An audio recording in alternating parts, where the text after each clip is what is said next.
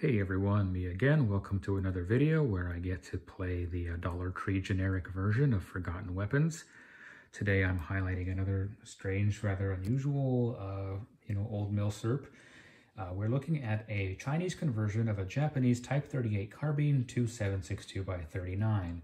Of course, the historic context to this weapon is probably about what you would imagine. So, throughout the course of World War II and the immediate aftermath, the Chinese came into the possession of a lot of Japanese firearms, and, they would adopt the SKS in 7.62x39 in the 1950s, and so they figured for, more rear line type use, they would, change some of these old Japanese rifles to the 7.62x39 cartridge.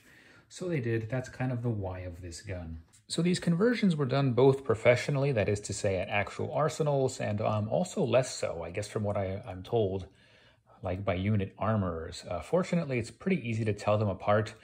The factory guns like this one will look more or less like an original Type 38 carbine. I guess I should have, got mine out for comparison's sake, but it doesn't look drastically different. The finish on the originals is, of course, nicer. But yeah, as opposed to the armor type guns, they'll actually use, straight up SKS barrels. I'll throw up some pictures, but, with SKS front sights and bayonet mounts and everything.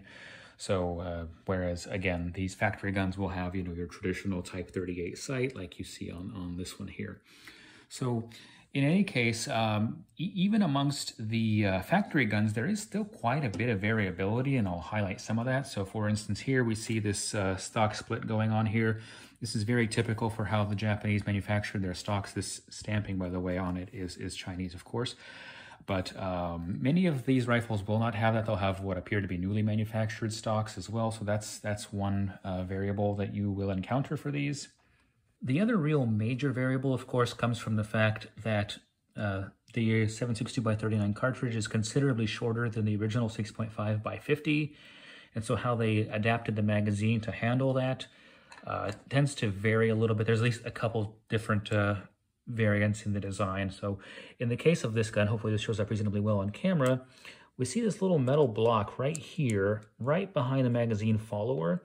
We kind of press down on the follower to highlight that. So this block here, ordinarily the follower would go straight pretty much all the way as far back as the bolt face, and so that being there is kind of what keeps the rounds from rattling back and forth too much. I have seen variations where the block is actually placed at the front instead, and there's actually also versions that don't have the block in there at all, and so the rounds are free to shift around back and forth. I can't imagine that fed too reliably, but, who knows. Also, as you can see, the Japanese markings have been scrubbed and then refinished on top of that. Interestingly enough, with the block towards the back, it does block the stripper clip guide from, being usable. So this is pretty much, single load this rifle. For the ones that are blocked off at the front, I don't know if they were supposed to use half an SKS clip and save the other half for later, or maybe the original 6.5 worked. Not clear on that, but that's the other major variable for this. Another rather curious fact is that the rear sight actually was not recalibrated for the new cartridge. This is identical to a factory original Type 38. So I'm sure there's got to be some range at which they coincide, but I really don't know what the training was to deal with that. Maybe they were really intended more for very short range use or something like that. Maybe like firing squad distances. I don't know. It was Mao's China. They were just executing political prisoners with these. No idea. But that's the other kind of curious thing about these firearms. For some quick notes about the bolt, because of the modified magazine follower, you can now close the bolt on an empty magazine. This would not have been the case on an original Type 38. The follower would block you from being able to close the bolt. The bolt, by the way, is, at least from what I've read from a few different sources, is pretty much unmodified from the original. Apparently, the cartridges are similar enough at the case head that they didn't really need to change the bolt face or anything like that from the original to this new one. They just seems to work.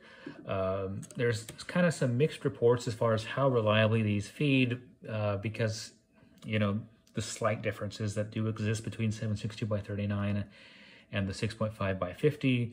This one, it tends to be a little variable. Sometimes you can get through a whole magazine without any issues. Sometimes you'll get a little bit of a hang up. I've seen other people's that seem to run just fine.